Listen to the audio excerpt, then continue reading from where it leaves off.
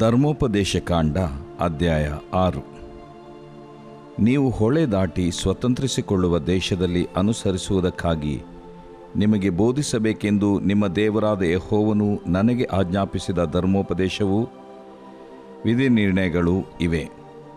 ನೀವು ನಿಮ್ಮ ಪುತ್ರ ಪೌತ್ರಾದಿ ಸಂತತಿಯವರು ಜೀವಮಾನದಲ್ಲೆಲ್ಲ ನಿಮ್ಮ ದೇವರಾದ ಯೆಹೋವನಲ್ಲಿ ಭಯಭಕ್ತಿಯುಳ್ಳವರಾಗಿದ್ದುಕೊಂಡು ನಾನು ಈಗ ಬೋಧಿಸುವ ಆತನ ವಿಧಿ ನಿರ್ಣಯಗಳನ್ನೆಲ್ಲ ಅನುಸರಿಸಬೇಕೆಂದು ನೀವು ಬಹುಕಾಲ ಬಾಳಬೇಕೆಂದು ಇವುಗಳನ್ನು ಆಜ್ಞಾಪಿಸಿದ್ದಾನೆ. ಆದದರಿಂದ ಇಸ್ರಾಯೇಲ್ಯರೇ, ನಿಮ್ಮ ಪಿತೃಗಳ ದೇವರಾದ ಯೆಹೋವನು ವಾಗ್ದಾನ ಮಾಡಿದ ಪ್ರಕಾರ ಹಾಲು ಜೇನು ಹರಿಯುವ ಆ ದೇಶದಲ್ಲಿ ನಿಮಗೆ ಶುಭ ಉಂಟಾಗುವುದಕ್ಕೂ ನೀವು ಬಹಳವಾಗಿ ಹೆಚ್ಚುವುದಕ್ಕೂ ಈ ಆಜ್ಞೆಗಳನ್ನು ಲಕ್ಷ್ಯವಿಟ್ಟು ಕೇಳಿ ಅನುಸರಿಸಲೇಬೇಕು. ಇಸ್ರಾಯೇಲ್ಯರೇ, ಕೇಳಿರಿ. ನಮ್ಮ ದೇವರಾದ ಯೆಹೋವನು ಒಬ್ಬನೇ ದೇವರು. ನೀವು ನಿಮ್ಮ ದೇವರಾದ ಯೆಹೋವನನ್ನು ಪೂರ್ಣ ಹೃದಯದಿಂದಲೂ ಪೂರ್ಣ ಪ್ರಾಣದಿಂದಲೂ ಪೂರ್ಣ ಶಕ್ತಿಯಿಂದಲೂ ಪ್ರೀತಿಸಬೇಕು. ನಾನು ಈಗ ನಿಮಗೆ ತಿಳಿಸುವ ಮಾತುಗಳು ನಿಮ್ಮ ಹೃದಯದಲ್ಲಿರಬೇಕು. ಇವುಗಳನ್ನು ನಿಮ್ಮ ಮಕ್ಕಳಿಗೆ ಅಭ್ಯಾಸ ಮಾಡಿಸಿ ಮನೆಯಲ್ಲಿ ಕೂತಿರುವಾಗಲೂ ದಾರಿ ನಡೆಯುವಾಗಲೂ ಮಲಗುವಾಗಲೂ ಏಳುವಾಗಲೂ ಇವುಗಳ ವಿಷಯದಲ್ಲಿ ಮಾತಾಡಬೇಕು. ಇವುಗಳನ್ನು ಜ್ಞಾಪಕಾರ್ಥವಾಗಿ ಕೈಗೆ ಕಟ್ಟಿಕೊಳ್ಳಬೇಕು. ಇವು ಹಣೆಗೆ ಕಟ್ಟಿಕೊಳ್ಳುವ ಜ್ಞಾಪಕದ ಪಟ್ಟಿಯಂತೆ ಇರಬೇಕು. ನಿಮ್ಮ ಮನೆ ಬಾಗಿಲಿನ ನಿಲುವು ಪಟ್ಟಿಗಳಲ್ಲಿಯೂ ತಲೆ ಬಾಗಿಲುಗಳ ಮೇಲೆಯೂ ಇವುಗಳನ್ನು ಬರೆಯಬೇಕು.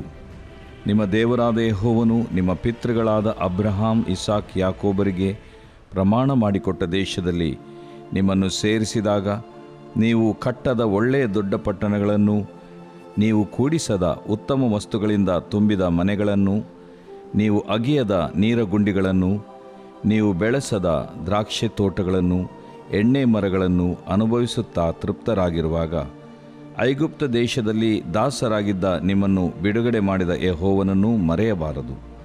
ನೋಡಿರಿ, ನಿಮ್ಮ ದೇವರಾದ ಯೆಹೋವನಲ್ಲಿಯೇ ಭಯಭಕ್ತಿಯುಳ್ಳವರಾಗಿರಬೇಕು. ಆತನನ್ನೇ ಸೇವಿಸಬೇಕು. ಆತನ ಹೆಸರು ಹೇಳಿ ಪ್ರಮಾಣ ಮಾಡಬೇಕು. ಸುತ್ತಲಿರುವ ಜನಾಂಗಗಳು ಸೇವಿಸುವ ದೇವರುಗಳನ್ನು ನೀವು ಆರಾಧಿಸಬಾರದು.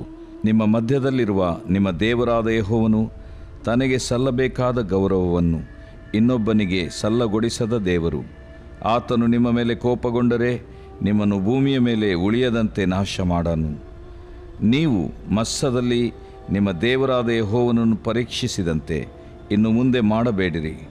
ನಿಮ್ಮ ದೇವರಾದ ಯೆಹೋವನು ನಿಮಗೆ ನೇಮಿಸಿದ ಆಜ್ಞಾವಿಧಿ ನಿರ್ಣಯಗಳನ್ನು ಅನುಸರಿಸಲೇಬೇಕು. ಯೆಹೋವನ ದೃಷ್ಟಿಗೆ ಯಾವುದು ನ್ಯಾಯವೂ ಯೋಗ್ಯವೂ ಆಗಿದೆಯೋ ಅದನ್ನೇ ಮಾಡಬೇಕು. ಹೀಗೆ ನಡೆದರೆ ನಿಮಗೆ ಶುಭ ಉಂಟಾಗುವುದು ಮತ್ತು ಯೆಹೋವನು ನಿಮ್ಮ ಪಿತೃಗಳಿಗೆ ಪ್ರಮಾಣಪೂರ್ವಕವಾಗಿ ಕೊಟ್ಟ ಉತ್ತಮ ದೇಶವನ್ನು ನೀವು ಸೇರಿ ಸ್ವಾಧೀನ ಮಾಡಿಕೊಳ್ಳುವಿರಿ. ಆತನು ತಾನೇ ನಿಮ್ಮ ಶತ್ರುಗಳನ್ನು ನಿಮ್ಮ ಎದುರಿನಿಂದ ಹೊರಡಿಸುವೆನೆಂದು ಮಾತು ಕೊಟ್ಟನಲ್ಲವೇ? ಇನ್ನು ಮುಂದೆ ನಿಮ್ಮ ಮಕ್ಕಳು ಈ ಆಜ್ಞಾವಿಧಿ ನಿರ್ಣಯಗಳನ್ನು ನಮ್ಮ ದೇವರಾದ ಯೆಹೋವನು ಯಾತಕ್ಕೆ ನೇಮಿಸಿದನು ಎಂದು ವಿಚಾರಿಸುವಾಗ ನೀವು ಅವರಿಗೆ, ನಾವು ಐಗುಪ್ತ ದೇಶದಲ್ಲಿ ಫರೋಹನಿಗೆ ದಾಸರಾಗಿದ್ದಾಗ ಯೆಹೋವನು ತನ್ನ ಭುಜಬಲದಿಂದ ನಮ್ಮನ್ನು ಬಿಡುಗಡೆ ಮಾಡಿದನು. ಆತನು ಐಗುಪ್ತರನ್ನು, ಫರೋಹನನ್ನು, ಅವನ ಮನೆಯವರನ್ನು ಬಾಧಕವಾದ ದೊಡ್ಡ ಮಹತ್ಕಾರ್ಯಗಳಿಂದಲೂ ಉತ್ಪಾತಗಳಿಂದಲೂ ನಮ್ಮ ಕಣ್ಣೆದುರಿನಲ್ಲಿ ಶಿಕ್ಷಿಸಿ ತಾನು ನಮ್ಮ ಪಿತೃಗಳಿಗೆ ಪ್ರಮಾಣ ಮಾಡಿಕೊಟ್ಟ ದೇಶದಲ್ಲಿ ನಮ್ಮನ್ನು ಸೇರಿಸುವುದಕ್ಕಾಗಿ ಐಗುಪ್ತ ದೇಶದೊಳಗಿಂದ ಬರಮಾಡಿದನು. ಆ ಕಾರಣದಿಂದಲೇ ಈ ನಿಯಮಗಳನ್ನೆಲ್ಲ ಆಚರಿಸಬೇಕೆಂದು ಆತನು ನಮಗೆ ಅಪ್ಪಣೆ ಕೊಟ್ಟಿದ್ದಾನೆ. ಯಾವಾಗಲೂ ಶುಭ ಉಂಟಾಗುವಂತೆಯೂ ಆತನು ಇಂದಿನಂತೆ ನಮ್ಮ ಪ್ರಾಣಗಳನ್ನು ಕಾಪಾಡುವಂತೆಯೂ ನಾವು ನಮ್ಮ ದೇವರಾದ ಯೆಹೋವನಿಗೆ ಭಯಭಕ್ತಿಯುಳ್ಳವರಾಗಿರಬೇಕು. ನಮ್ಮ ದೇವರಾದ ಯೆಹೋವನು ನಿರೂಪಿಸಿದ ಈ ಧರ್ಮೋಪದೇಶವನ್ನೆಲ್ಲ ನಾವು ಅನುಸರಿಸಿದರೆ ಆತನ ದೃಷ್ಟಿಯಲ್ಲಿ ನೀತಿವಂತರೆಂದು ಎಣಿಸಲ್ಪಡುವೆವೆಂಬುದಾಗಿ ನೀವು ಉತ್ತರ ಕೊಡಬೇಕು. ದೇವರು ಪ್ರೀತಿಸುವ ಪ್ರೀತಿಯ ಬಿಗ್ ಜೆ ಟಿವಿ ವೀಕ್ಷಕರಿಗೆ ನಮ್ಮ ಕರ್ತನಾದ ಯೇಸು ಕ್ರಿಸ್ತನ ಹೆಸರಿನಲ್ಲಿ ನಿಮಗೆ ವಂದನೆಗಳು. ಬನ್ನಿರಿ, ಇಂದು ದೇವರ ಅಮೂಲ್ಯವಾದ ಉತ್ಕೃಷ್ಟವಾದ ನಿತ್ಯವಾದ ದೇವರ ವಾಕ್ಯವನ್ನು ಅಧ್ಯಯನ ಮಾಡಿಕೊಳ್ಳೋಣ. ಇಂದಿನ ನಮ್ಮ ಅಧ್ಯಯನ ಧರ್ಮೋಪದೇಶಕಾಂಡ, ದ ಬುಕ್ ಆಫ್ ಡ್ಯೂಟರಾನಮಿ, ಚಾಪ್ಟರ್ 6, 6ನೇ ಅಧ್ಯಾಯ. ದೇವರು 5ನೇ ಅಧ್ಯಾಯದಲ್ಲಿ ಮತ್ತೊಂದು ಆವರ್ತಿ ದಶಾಜ್ಞೆಗಳನ್ನು ಪುನರಾವರ್ತಿಸಿದಂಥ, ಅಂದರೆ ಮೋಶೆ ಮುಖಾಂತರವಾಗಿ ಪುನರಾವರ್ತಿಸಿದಂಥ ಮಾತನ್ನು ನಾವು 5ನೇ ಅಧ್ಯಾಯದಲ್ಲಿ ನೋಡ್ಬೋದು. ಈ ದಶಾಜ್ಞೆಗಳಲ್ಲಿ 2 ಆಜ್ಞೆಗಳು ಬಹಳ ವಿವರಿಸಲಾಗಿದೆ. ಯಾಕಂತ ಹೇಳಿದರೆ ಅದು 2ನೇ ಆಜ್ಞೆ, ಯಾವ ಮೂರ್ತಿಯನ್ನು ಮಾಡಿಕೊಳ್ಳಬಾರದು ಮತ್ತು ದೇವರಿಗೆ ಸಲ್ಲತಕ್ಕಂಥ ಗೌರವವನ್ನು ನಾವು ಆತನಿಗೆ ಸಲ್ಲಿಸಬೇಕು, ಬೇರೆಯವರಿಗೆ ನಾವು ಸಲ್ಲಗೊಡಿಸಬಾರದು. ಒಂದು ವೇಳೆ ಅಂಥದ್ದೇನಾದರೂ ಆಗುವುದಾದರೆ ನನ್ನನ್ನು ದ್ವೇಷಿಸುವವರಿಗೆ 3-4 ತಲೆಗಳವರೆಗೆ ದೇವರು ನ್ಯಾಯ ತೀರಿಸುವ ಆತನಾಗಿದ್ದಾನೆ. ಒಂದು ವೇಳೆ ದೇವರನ್ನು ಪ್ರೀತಿಸುವುದಾದರೆ 2 ಆಪ್ಷನ್ಸ್ ನಮಗೆ. ದೇವರನ್ನು ದ್ವೇಷಿಸುವುದು ಈ ಭೂಮಿಯಲ್ಲಿ ಮಾಡುವಂಥ ಜೀವನ, ಅಥವಾ ಇನ್ನೊಂದು ಜೀವನ ನಾವು ಮಾಡಬಹುದು ಇದೇ ಭೂಮಿಯಲ್ಲಿ, ಅದೇನೆಂದರೆ ದೇವರನ್ನು ಪ್ರೀತಿಸುವ ಒಂದು ಜೀವನ. ಆ ರೀತಿಯಾಗಿ ಮಾಡುವುದಾದರೆ 3-4 ತಲೆಮಾರುಗಳಲ್ಲ, 1000 ತಲೆಗಳವರೆಗೆ ದಯೆ ತೋರಿಸುವೆನು. ದೇವರ ದಯೆ ನಮಗೆ ಬಹಳ ಬೇಕು. ದೇವರನ್ನು ಪ್ರೀತಿಸುವುದರಿಂದ ದೇವರ ದಯೆ ನಮಗೂ ನಮ್ಮ ಮುಂದಿನ ತಲೆಮಾರುಗಳಿಗೂ ಸಂತತಿಯವರಿಗೂ ದೇವರ ದಯೆ ಎಂಬ ಆಸ್ತಿಯನ್ನು ನಾವು ಕೂಡಿಟ್ಟವರಾಗ್ತೇವೆ. ಯಾವ ರೀತಿಯಾಗಿ ಇದು ನಮ್ಮ ಪಿತ್ರಾರ್ಜಿತ ಸ್ವತ್ತು ಅಂತ ಹೇಳ್ತಾರಲ್ವ, ಆ ರೀತಿಯಾಗಿ ಪಿತ್ರಾರ್ಜಿತವಾದ ಬಾಧ್ಯತೆ, ಪಿತ್ರಾರ್ಜಿತ ಆಸ್ತಿ ನಾವು ಮುಂದಿನ ನಮ್ಮ ತಲೆಮಾರುಗಳಿಗೆ ಬಿಟ್ಟು ಹೋಗುವಂಥದ್ದು ಏನಂದರೆ ದೇವರ ದಯೆ. ಆ ದೇವರ ದಯೆಗೆ ನಮ್ಮ ಮಕ್ಕಳು, ಮೊಮ್ಮಕ್ಕಳು, ಮರಿ ಮೊಮ್ಮಕ್ಕಳು, ಮುಂದಿನ ತಲೆಮಾರುಗಳು ಅದನ್ನು ಹೊಂದಬೇಕಾದರೆ ದೇವರಿಂದ, ಅದಕ್ಕೆ ಕಾರಣ ನಾವು ದೇವರನ್ನು ಪ್ರೀತಿಸಬೇಕು. ಈ ಒಂದು ದಶಾಜ್ಞೆಯನ್ನು ಧರ್ಮೋಪದೇಶ ಕಾಂಡ 5ನೇ ಅಧ್ಯಾಯದಲ್ಲಿ ನೋಡ್ಬೋದು. ಇದನ್ನೇ ವಿಮೋಚನ ಕಾಂಡ 20ನೇ ಅಧ್ಯಾಯದಲ್ಲಿ ಕೂಡ ದೇವರು ಅದನ್ನು ಕೊಟ್ಟಿದ್ದನ್ನು ಇಲ್ಲಿ ಪುನರಾವರ್ತಿಸಲಾಗಿದೆ.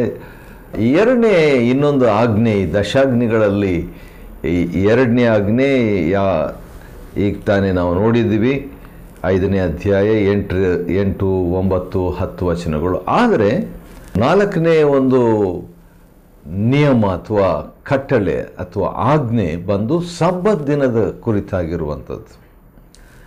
ಅದಕ್ಕೂ ದೇವರು ಬಹಳಷ್ಟು ವಿವರಿಸಿದ್ದಾನೆ. ಎಷ್ಟು ಮಟ್ಟಿಗೆ ವಿವರಿಸಿದ್ದಾನೆ ಅಂತ ನೋಡುವಾಗ, ಈ 2ನೇ ಆಜ್ಞೆ, ಯಾವ ಮೂರ್ತಿಯನ್ನು ಮಾಡಿಕೊಳ್ಳಬಾರದು ಎಂಬುದಾಗಿರುವಂಥ ಈ ಆಜ್ಞೆ ಕನ್ನಡ ಬೈಬಲ್ನಲ್ಲಿ 15 ಸಾಲುಗಳು ಬರ್ತೈತೆ, 15 ಲೈನ್ಸ್.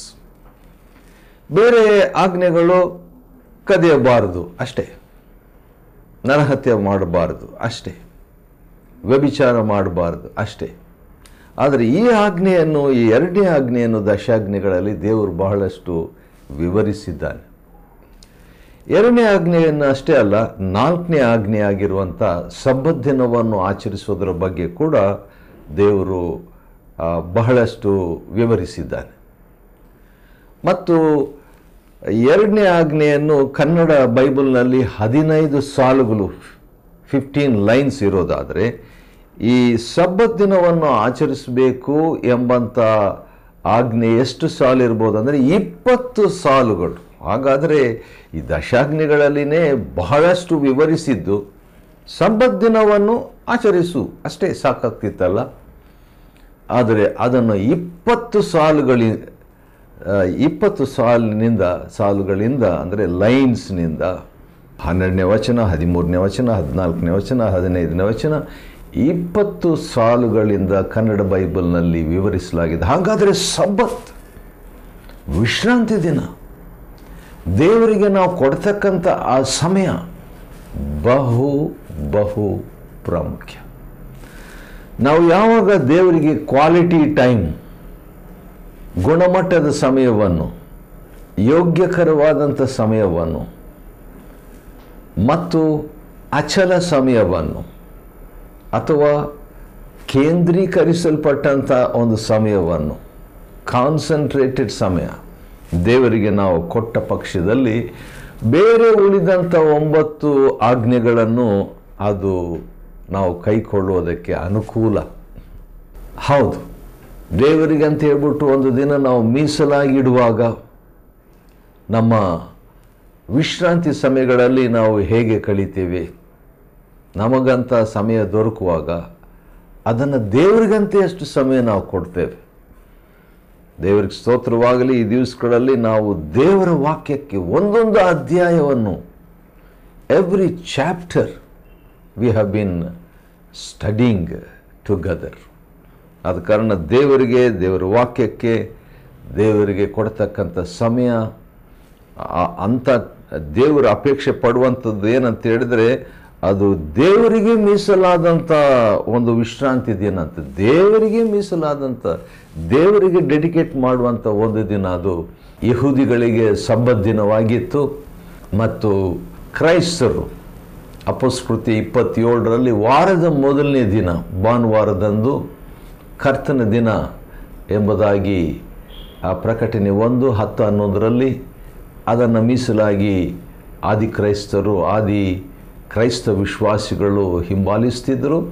ಕೆಲವು ಕಡೆಗಳಲ್ಲಿ ಪ್ರಾಯೋಗಿಕವಾಗಿ ಆ ಒಂದು ದಿನ ಶನಿವಾರವನ್ನಾಗಲಿ ಭಾನುವಾರವನ್ನಾಗಲಿ ಇಡಲಿಕ್ಕಾಗದೆ ಬೇರೆ ವಾರದಲ್ಲಿ ಯಾವುದೇ ಒಂದು ದಿನವಾಗಿ ಶುಕ್ರವಾರವೋ ಯಾವುದೋ ಒಂದು ದಿನ ಒಟ್ಟು ದೇವರಿಗೆ ನಾವು ಸಮಯ ಕೊಡಲೇಬೇಕು, ಪ್ರತ್ಯೇಕವಾಗಿಡಬೇಕು ಎಂಬ ಸಿದ್ಧಾಂತವನ್ನು ಸಬ್ಬತ್ ದಿನ ಆಚರಣೆಯಲ್ಲಿ ನಾವು ನೋಡ್ತಕ್ಕದ್ದು. ಸರಿ, 6ನೇ ಅಧ್ಯಾಯದಲ್ಲಿ ನಾವು ನೋಡುವಾಗ 15 ಸಾರಿ 15 ಟೈಮ್ಸ್ 6ನೇ ಅಧ್ಯಾಯದಲ್ಲಿ 25 ವಚನಗಳಿವೆ. 25 ವಚನಗಳಲ್ಲಿ 15 ಸಾರಿ ಒಂದು ಪದ ಮತ್ತೆ ಮತ್ತೆ ಮತ್ತೆ ಮತ್ತೆ ಕನ್ನಡ ಬೈಬಲ್ನಲ್ಲಿ ಅದು ರಿಪೀಟ್ ಆಗ್ತಾ ಇದೆ. ಅದ್ಯಾವುದಂತ ಹೇಳಿದರೆ ಇದನ್ನು ಮಾಡಬೇಕು ಇದನ್ನು ಮಾಡಬೇಕು ಅದನ್ನು ಮಾಡಬೇಕು ಎಂಬಂಥ ಪದ ಇಲ್ಲಿ 15 ಬಾರಿ ಬರುವಂಥದ್ದನ್ನು ಒಂದೇ ಅಧ್ಯಾಯದಲ್ಲಿ ನಾವು ನೋಡ್ಬೋದು. ಹಾಗಾದರೆ ಈ ಪುಸ್ತಕದ ಹೆಸರು ಧರ್ಮೋಪದೇಶ ಕಾಂಡ. ಹಾಗಾದರೆ ದೇವರ ಧರ್ಮ, ದೇವರ ವಿಧಿ, ದೇವರ ನಿಯಮ, ದೇವರ ಸಿದ್ಧಾಂತಗಳು, ದೇವರ ಆಜ್ಞೆಗಳಂತ ನಾವು ಹೇಳಿದರೆ ಅದು ಸರಿ ಅನ್ನಿಸಬಹುದು. ದೇವರ ಆಜ್ಞೆಗಳನ್ನು ನಾವು ಕೈಕೊಂಡು ನಡೆಯಬೇಕು ಎಂಬುದನ್ನು ಸೂಚಿಸುವಂಥ ಅಧ್ಯಾಯ ಈ 6ನೇ ಅಧ್ಯಾಯ. ಯಾಕೆ ಎಂಬುದಾಗಿ ನೋಡುವಾಗ, ಇದನ್ನು ಎಷ್ಟು ಕಾಲ ನಾವು ಮಾಡಬೇಕೆಂಬುದಾಗಿ ನೋಡುವಾಗ 6ನೇ ಅಧ್ಯಾಯ 2ನೇ ವಚನದಲ್ಲಿ ಈ ರೀತಿಯಾಗಿ ಒಂದು ಮಾತಿದೆ. ಅದೇನೆಂದರೆ, ನಿಮ್ಮ ಜೀವಮಾನದಲ್ಲೆಲ್ಲ, ಜೀವಮಾನದಲ್ಲೆಲ್ಲ ಇದನ್ನು ನಾವು ಕೈಕೊಂಡು ನಡಿಬೇಕು. ಅದಕ್ಕೆ ನಾವು ಪ್ರತಿದಿನ ಸ್ವಲ್ಪ ಸಮಯವನ್ನಾದರೂ ಈ ಅಮೂಲ್ಯವಾದಂಥ ದೇವರ ವಾಕ್ಯಕ್ಕೆ, ಈ ಮಹಾದೇವರಾಗಿರುವ ಆತನಿಗಂತ ನಾವು ಸಮಯವನ್ನು ನಿಗದಿ ಮಾಡಿಟ್ಟು, ರಿಸರ್ವ್ ಮಾಡಿಬಿಟ್ಟು, ಪ್ರತ್ಯೇಕಿಸಿಕೊಂಡು ಧ್ಯಾನ ಮಾಡುವಂಥದ್ದು ಎಷ್ಟೋ ಒಳ್ಳೆಯದು. ಅಂಥವರು ಎಷ್ಟೋ ಧನ್ಯರು. ಯಾಕಂದರೆ ಭೂಮಿಯಲ್ಲಿ ಮಾತ್ರವಲ್ಲ, ನಾವು ಪರಲೋಕದಲ್ಲಿ ಕೂಡ ದೇವರ ಅಮೂಲ್ಯ ವಾಕ್ಯವನ್ನು ಯುಗಗಳಲ್ಲಿ ಧ್ಯಾನ ಮಾಡ್ತೇವೆ. ಎಫೆಸದವರಿಗೆ ಬರೆದ ಪತ್ರಿಕೆ 2ನೇ ಅಧ್ಯಾಯದ 7ನೇ ವಚನದಲ್ಲಿ ಯುಗಾಂತರಗಳಲ್ಲಿ ನಾವು ದೇವರ ಅಮೂಲ್ಯ ವಾಕ್ಯವನ್ನು, ಆತನ ಕೃಪೆಯ ಅತಿಶಯವನ್ನು ಮುಂದಣ ಯುಗಗಳಲ್ಲಿ ದೇವರು ತಾನೇ ನಮಗೆ 119 ಕೀರ್ತನೆ 89 ವಚನದ ಪ್ರಕಾರವಾಗಿ ನಿತ್ಯವಾಗಿ ಪರಲೋಕದಲ್ಲಿ ಶಾಶ್ವತವಾಗಿ ಇರುವಂಥ ವಾಕ್ಯದಿಂದ ನಮಗೆ ಬೈಬಲ್ ಸ್ಟಡಿ ತಗೊಳ್ತಾನೆ. ಆದ ಕಾರಣ ಈ ದಿವಸಗಳಲ್ಲಿ ನಮಗೆ ಸಮಯ ಭೂಮಿಯಲ್ಲಿ ಸಂಕುಚಿತವಾಗಿರೋದರಿಂದ, ಸ್ವಲ್ಪವೇ ಆಗಿರೋದರಿಂದ ಸ್ವಲ್ಪ ಸಮಯ ಆದರೂ ಕ್ರಮಬದ್ಧವಾಗಿ ದೇವರಿಗೆ ಸಮಯ ಕೊಡುವಂಥದ್ದು ಒಳಿತು. ಆದ ಕಾರಣ 2ನೇ ವಚನ, ಜೀವಮಾನದಲ್ಲೆಲ್ಲ ನಾವು, ಅದು ನೀವು ನಿಮ್ಮ ಪುತ್ರ ಪೌತ್ರಾದಿ ಸಂತತಿಯವರು ಜೀವಮಾನದಲ್ಲೆಲ್ಲ ಭಯಭಕ್ತಿಯುಳ್ಳವರಾಗಿರಬೇಕು. ಹೇಗೆ ಭಯಭಕ್ತಿಯುಳ್ಳವರಾಗಿರಬೇಕು? ನಾನು ಈಗ ಬೋಧಿಸುವ ಆತನ ವಿಧಿ ನಿರ್ಣಯಗಳನ್ನೆಲ್ಲ ಅನುಸರಿಸಬೇಕು. ದೇವರ ವಾಕ್ಯ ಕೈಕೊಂಡು ಜೀವಮಾನವೆಲ್ಲ ನಡೆಯುವಂಥದ್ದೇ ನಮ್ಮ ಕರೆ.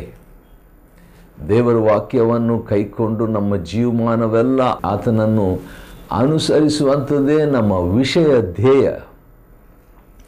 ಆದ್ದರಿಂದ ಜೀವಮಾನದಲ್ಲೆಲ್ಲ ಎಂಬಂಥ ಪದ ಮತ್ತೆ ಮತ್ತೆ ಧರ್ಮೋಪದೇಶ ಕಾಂಡದಲ್ಲಿ ಬರ್ತದೆ. ಉದಾಹರಣೆಗೆ 4ನೇ ಅಧ್ಯಾಯ 9ನೇ ವಚನ, ಡ್ಯೂಟ್ರಾನಮಿ ಚಾಪ್ಟರ್ 4 ವರ್ಸ್ 9, ಧರ್ಮೋಪದೇಶ ಕಾಂಡ 16:3, ಚಾಪ್ಟರ್ 16 ಆಫ್ ಡ್ಯೂಟ್ರಾನಮಿ ವರ್ಸ್ 3. ಇಲ್ಲಿ ಕೂಡ 6:2ರಲ್ಲಿ ಜೀವಮಾನದಲ್ಲೆಲ್ಲ ಎಂಬಂಥ ಪದ ಗಮನಿಸ್ತಕ್ಕದ್ದು. ಸರಿ, ಯಾಕೆ ಈ ಒಂದು 6ನೇ ಅಧ್ಯಾಯದಲ್ಲಿ ಮುಖ್ಯ ವಿಷಯ ಏನೆಂಬುದಾಗಿ ನಾವು ನೋಡುವಾಗ, ಯೆಹೋವನೊಬ್ಬನೇ ದೇವರು. ಇದು ಒಂದು ಮೂಲ ಸೂತ್ರ ವಿಷಯ ಅಂತ ಹೇಳ್ಬೋದು, ಅಥವಾ ಇದು ಒಂದು ಅಸ್ಥಿವಾರ. ದೇವರೊಬ್ಬನೇ. ಅದನ್ನೇ ನಾನು ಹೇಳಿದ ಹಾಗೆ ಮೋಶೆ ಸಂದೇಶ, 3 ಸಂದೇಶ ಧರ್ಮೋಪದೇಶ ಕಾಂಡದಲ್ಲಿ ಇನ್ನೇನು ಹತ್ರ ಕಾನಾನ್ ದೇಶಕ್ಕೆ ಹತ್ರ ಬಂದ್ಬಿಟ್ಟಿದ್ದಾರೆ, ಆ ಬಾರ್ಡರ್ ಹತ್ರ ಬಂದ್ಬಿಟ್ಟಿದ್ದಾರೆ. ಮೋಶೆಯನ್ನು ಕೆಲವು ನಿಮಿಷಗಳಲ್ಲಿ ಅಥವಾ ಕೆಲವು ತಾಸುಗಳಲ್ಲಿ ಸಾಯಬೇಕಾಗಿದೆ. ಇಸ್ರಾಯೇಲ್ ಅವನನ್ನು ಬಿಟ್ಟು ಮುಂದೆ ಹೋಗಬೇಕು. ಭಾಳ ಎಮೋಷ್ನಲ್ ಆಗಿರುವಂಥ ಒಂದು ಸೀನ್. 40 ವರ್ಷಗಳು ಸುಮಾರು ಆತನು ಅವರನ್ನು ನಡೆಸ್ಕೊಂಡು ನಾಯಕನಾಗಿ ಇದ್ದುಕೊಂಡು ಅನೇಕ ಉಪದೇಶಗಳನ್ನು ಕೊಟ್ಟು ಅವರೊಂದಿಗೆ ಸಹಿಸಿಕೊಂಡು ಅವರ ಭಾರವನ್ನು ಹೊತ್ತು ನಾಯಕತ್ವದಲ್ಲಿ ನಡ್ಕೊಂಡು ಹೋಗ್ತಾ ಇದ್ದಾಗ ಈಗ ಪ್ರತ್ಯೇಕವಾಗುವಂಥ ಸಮಯ ಬಂದಿದೆ. ಹಾಗಾದರೆ ಇನ್ನು ಕೆಲವು ತಾಸುಗಳಲ್ಲಿ ಬಹುಶಃ ಅವನು ಪ್ರತ್ಯೇಕವಾಗುವಾಗ ಏನು ಮಾಡಬೇಕು ಅಂತ ಹೇಳುವಾಗ 3 ಸಂದೇಶಗಳನ್ನು ಕೊಡ್ತಾನೆ. ಇಹಲೋಕ ಯಾತ್ರೆಯನ್ನು ಬಿಟ್ಟು ಹೋಗೋಕ್ಕೆ ಮುಂಚಿತವಾಗಿ ಪ್ರೀತಿಸುವಂಥ ದೇವಜನರಿಗೆ ಕೊಡುವಂಥದ್ದು ಏನು? ದೇವರ ವಾಕ್ಯ. ಮೋಶೆ ಕೊಟ್ಟಂಥ ದೇವರ ವಾಕ್ಯ ಒಂದು, ಅದು ಪುನರಾವರ್ತಿಸುವ ದೇವರ ವಾಕ್ಯವಾಗಿತ್ತು. It was a repeated word of God. ಈಗಾಗಲೇ ಬರೆದಿದ್ದನ್ನು ಆತನು ನೆನಪಿಸ್ತಾನೆ. ಭಾಳ ಒಳ್ಳೆಯದು. ಎರಡನೇದಾಗಿ ಆತನು ಚರಿತ್ರೆಯ ಘಟನೆಗಳನ್ನು, ಉದಾಹರಣೆಗಳನ್ನು ತರ್ತಾನೆ. Moses brought an historical aspects or incidents in his message. ಇಂತಿಂಥ ಕಡೆಯಲ್ಲಿ ನೀವು ಹೀಗೆ ಮಾಡಿದ್ರಿ, ಹೋರೇಬ್ನಲ್ಲಿ ಹೀಗಾಯಿತು, ಅಥವಾ ಕಾದೇಶ್ ಬರ್ನಿಯಾದಲ್ಲಿ ಹೀಗಾಯಿತು, ಏಲಿಮ್ನಲ್ಲಿ ಹೀಗಾಯಿತು, ಮಾರಾ ಅನ್ನುವ ಸ್ಥಳದಲ್ಲಿ ಹೀಗಾಯಿತು ಅಂತ ಹೇಳ್ಬಿಟ್ಟು ಹೆಸರುಗಳನ್ನು, ಅಂದರೆ ಯಾವ್ಯಾವ ಊರಂತ ಆತನು ಮಾಹಿತಿ ಕೊಡ್ತಾನೆ. ಅಷ್ಟೇ ಅಲ್ಲದೆ ಅವನ ಸಂದೇಶದಲ್ಲಿ ಹೌದು, ಮೊದಲನೇದು ನೆನಪಿಸುವಂಥ ಒಂದು ಅಂಶವಿತ್ತು, ಎರಡನೇದು ಚಾರಿತ್ರಿಕವಾದ ಅಂಶವಿತ್ತು, ಮೂರನೇದು ಪ್ರವಾದನೆಯ ಒಂದು ಅಂಶ ಕೂಡ ಇತ್ತು. There was a prophetical aspect in the message of Moses.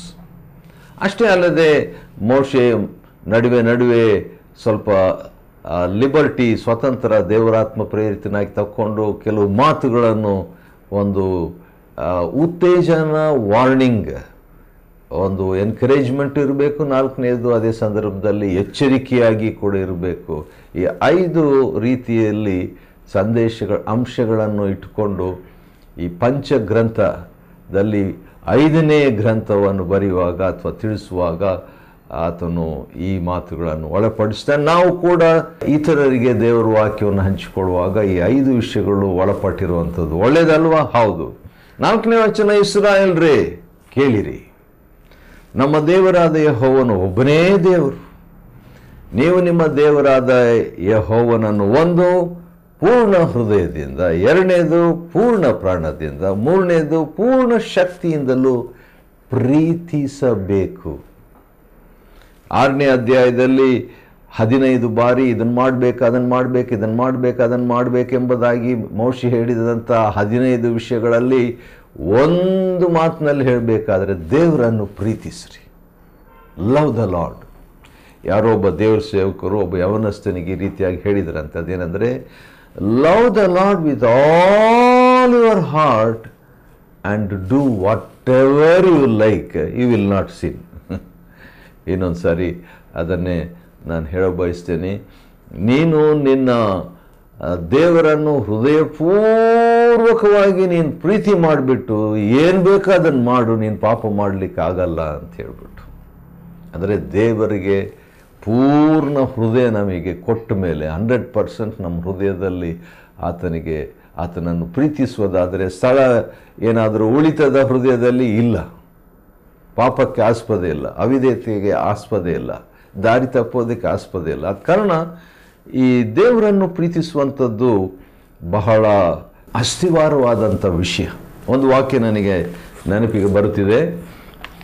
ಮತ್ತಾಯನ ಬರೆದ ಸುವಾರ್ತೆ 22ನೇ ಅಧ್ಯಾಯದಲ್ಲಿ ಒಬ್ಬ ವ್ಯಕ್ತಿ ಬೈಬಲ್ನಲ್ಲಿ ಅಥವಾ ಹಳೆ ಒಡಂಬಡಿಕೆಯಲ್ಲಿ ಯಾವ ಆಜ್ಞೆ, ಗುರುವೇ ಧರ್ಮಶಾಸ್ತ್ರದಲ್ಲಿ ಯಾವ ಆಜ್ಞೆ ಮುಖ್ಯವಾದದ್ದು, ಯಾಕಂದರೆ 100 ಆಜ್ಞೆಗಳು ಮೋಶೆ ಕೊಟ್ಟನಲ್ಲ, ಇಲ್ಲೇ ಒಂದು 15 ನೋಡಿದ್ದೀವಿ ಒಂದು ಅಧ್ಯಾಯದಲ್ಲಿ. ಹಾಗಿರುವಾಗ ಗುರುವೇ ಧರ್ಮಶಾಸ್ತ್ರದಲ್ಲಿ ಯಾವ ಆಜ್ಞೆ ಮುಖ್ಯವಾದದ್ದೆಂದು ಆತನನ್ನು ಕೇಳಲು ಮತ್ತಾಯ 22:36 ಕರ್ತನಾದ ಯೇಸು ಬೇಗನೆ ಉತ್ತರ ಕೊಡ್ತಾನೆ, ನಿನ್ನ ದೇವರಾಗಿರುವ ಕರ್ತನನ್ನು ಪೂರ್ಣ ಹೃದಯದಿಂದಲೂ ಪೂರ್ಣ ಪ್ರಾಣದಿಂದಲೂ ಪೂರ್ಣ ಬುದ್ಧಿಯಿಂದಲೂ ಪ್ರೀತಿಸಬೇಕೆಂಬ ಆಜ್ಞೆ ಮುಖ್ಯವಾದದ್ದು ಮತ್ತು ಮೊದಲನೇದು. ಮೋಶೆ ಹೇಳಿದ್ದನ್ನೇ ಇಲ್ಲಿ ಯೇಸು ಕರ್ತನು ಹೇಳ್ತಾ ಇದ್ದಾನೆ. ಇದಕ್ಕೆ ಸಮಾನವಾದ 2ನೇ ಆಜ್ಞೆ ಉಂಟು, ಅದೇನೆಂದರೆ ನೆರೆಯವನನ್ನು ನಿನ್ನಂತೆ ಪ್ರೀತಿಸು. ಈ 2 ಆಜ್ಞೆಗಳು ಎಲ್ಲ ಧರ್ಮಶಾಸ್ತ್ರಕ್ಕೂ ಎಲ್ಲ ಪ್ರವಾದನೆ ಗ್ರಂಥಕ್ಕೂ ಆಧಾರವಾಗಿವೆ ಅಂತ ಹೇಳ್ಬಿಟ್ಟು. ಆದ ಕಾರಣ ಇದನ್ನು ಜ್ಞಾಪಕವಾಗಿ ಇಟ್ಕೊಳ್ಬೇಕು. 8ನೇ ವಚನ ಧರ್ಮೋಪದೇಶ ಕಂಡ 6-8 ಇದನ್ನು ನೆನಪಿಟ್ಕೋಬೇಕು. ಯಾವಾಗ ನೆನಪಿಟ್ಕೊಳ್ಬೇಕು? ಇದನ್ನು ದಾರಿಯಲ್ಲಿ ಹೋಗುವಾಗಲೂ ಬರುವಾಗಲೂ, ಇದನ್ನು ದಾರಿಯಲ್ಲಿ ನಡೆಯುವಾಗಲೂ, 7ನೇ ವಚನ ಮಲಗುವಾಗಲೂ ಏಳುವಾಗಲೂ ಈ ವಿಷಯದಲ್ಲಿ ಮಾತಾಡ್ತಾ ಇರಬೇಕು. ದೇವ್ರ ವಾಕ್ಯನೇ ಮಾತಾಡ್ತಾ ಇರಬೇಕು. ವಾವ್, ಎಂಥ ಒಂದು ಆಶ್ಚರ್ಯ. ನಿನ್ನೆ 2 ದಿನಗಳ ಹಿಂದೆ ಒಬ್ಬ ದೇವ್ರ ಸೇವಕರು ನನಗೆ ಒಂದು ಪ್ರಾರ್ಥನೆ ಮಾಡಂತ ನಾನು ಕೇಳಿಕೊಂಡಾಗ ಅವರು ನನಗೆ ಪ್ರೇಯರ್ ಮಾಡಿದರೆ ಅದೇನಂತ ಹೇಳಿದರೆ, ನೀನು ಬಾಯಿ ತೆರೆದಾಗಲ್ಲ ದೇವರ ವಾಕ್ಯವು ನಿಮ್ಮ ಬಾಯಿಂದ ಬರಲಿ ಎಂಬುದಾಗಿ ಒಂದು ಚಿಕ್ಕ ಪ್ರೇಯರ್ ಮಾಡಿ ಮುಗಿಸ್ಬಿಟ್ರು. ಹೌದು, ದೇವರ ಅಮೂಲ್ಯ ವಾಕ್ಯವನ್ನು ನಾವು ನೆನಪಿನಲ್ಲಿಟ್ಕೊಳ್ಬೇಕು, ಮರೆಯಬಾರದು, ವಿಧೇಯರಾಗಬೇಕು. ಆಗ ಯಾವಾಗಲೂ ನಮಗೆ ಶುಭ ಉಂಟಾಗುವುದು ಎಂಬುದಾಗಿ 6ನೇ ಅಧ್ಯಾಯದಲ್ಲಿ ಇರುವಂಥ ಮಾತಿನ ತಾತ್ಪರ್ಯವಾಗಿದೆ. 6ನೇ ಅಧ್ಯಾಯ ಧರ್ಮೋಪದೇಶ ಕಾಂಡ ಅಧ್ಯಯನ ಮಾಡಿಕೊಳ್ಳುವಂತೆ ದೇವರು ಕೊಟ್ಟ ಕೃಪೆಗಾಗಿ ಆತನಿಗೆ ಸ್ತೋತ್ರವಾಗಲಿ. ದೇವರು ನಿಮ್ಮನ್ನು ಆಶೀರ್ವದಿಸಲಿ.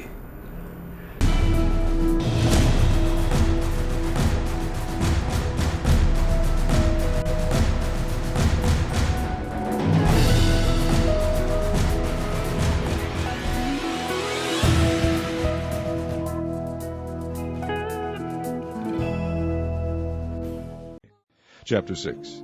Now these are the commandments, the statutes, and the judgments which the Lord your God commanded to teach you, that ye might do them in the land whither ye go to possess it, that thou mightest fear the Lord thy God, to keep all his statutes and his commandments, which I command thee, thou and thy son and thy son's sons, all the days of thy life, and that thy days may be prolonged. Hear therefore, O Israel, and observe to do it, that it may be well with thee, and that ye may increase mightily, as the Lord God of thy fathers hath promised thee, in the land that floweth with milk and honey. Hear, O Israel, the Lord our God is one Lord, and thou shalt love the Lord thy God with all thine heart, and with all thy soul, and with all thy might. And these words which I command thee this day shall be in thine heart, and thou shalt teach them diligently unto thy children, and shalt talk of them when thou sittest in thine house, and when thou walkest by the way, and when thou liest down, and when thou risest up. And thou shalt bind them for a sign upon thine hand, and they shall be as frontlets between thine eyes. And thou shalt write them upon the posts of thy house, and on thy gates. And it shall be, when the Lord thy God shall have brought thee into the land which he sware unto thy fathers, to Abraham, to Isaac, and to Jacob, to give thee great and goodly cities, which thou buildest not, and houses full of good things, which thou fillest not, and wells digged, which thou diggest not, vineyards and olive trees, which thou plantest not. When thou shalt have eaten and be full, then beware lest thou forget the Lord, which brought thee forth out of the land of Egypt from the house of bondage. Thou shalt fear the Lord thy God, and serve him, and shalt swear by his name. Ye shall not go after other gods, of the gods of the people which are round about you. For the Lord thy God is a jealous God among you, lest the anger of the Lord thy God be kindled against thee, and destroy thee from off the face of the earth. Ye shall not tempt the Lord your God as ye tempted him in Massah. Ye shall diligently keep the commandments of the Lord your God, and his testimonies, and his statutes, which he hath commanded thee. And thou shalt do that which is right and good in the sight of the Lord, that it may be well with thee, and that thou mayest go in and possess the good land which the Lord sware unto thy fathers, to cast out all thine enemies from before thee, as the Lord hath spoken. And when thy son asketh thee in time to come, saying, What mean the testimonies, and the statutes, and the judgments which the Lord our God hath commanded you? Then thou shalt say unto thy son, We were Pharaoh's bondmen in Egypt, and the Lord brought us out of Egypt with a mighty hand. And the Lord shewed signs and wonders great and sore upon Egypt, upon Pharaoh, and upon all his household before our eyes.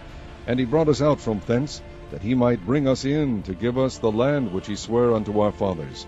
And the Lord commanded us to do all these statutes, to fear the Lord our God, for our good always, that he might preserve us alive, as it is at this day. And it shall be our righteousness, if we observe to do all these commandments before the Lord our God, as he hath commanded us.